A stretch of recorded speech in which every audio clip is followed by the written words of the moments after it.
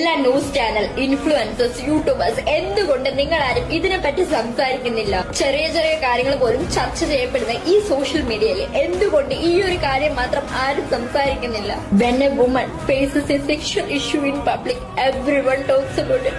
But when she harassed through sexual comments and DMs on social media, why does no one speak up? എനിക്ക് വന്ന sexual comments, DMs എല്ലാം ഞാൻ ഇവിടെ കാണിക്കുന്നുണ്ട്. ഞാൻ ഈ സ്ക്രീനിൽ ഇട്ടതെല്ലാം ഞാൻ സ്റ്റോറി ഇട്ടതായിരുന്നു. അപ്പോൾ 3-4 പേരുടെ മെസ്സേജ് ഞാൻ കണ്ടു. അവർക്കും ഇതേപോലെ ഉണ്ടായിട്ടുണ്ട്, അവരുടെ പെങ്ങൾക്കും ഇതേപോലെ വന്നിട്ടുണ്ട് മെസ്സേജ്.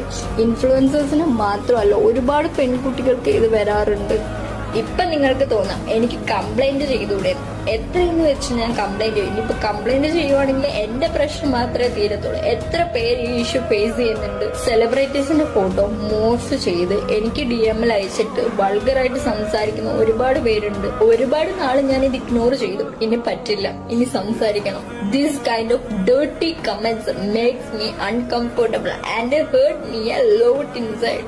എത്ര പേര് കാണും ഇങ്ങനെ? എത്ര പേര് ഇതിൽ കംപ്ലൈന്റ് കൊടുത്തതാണ്?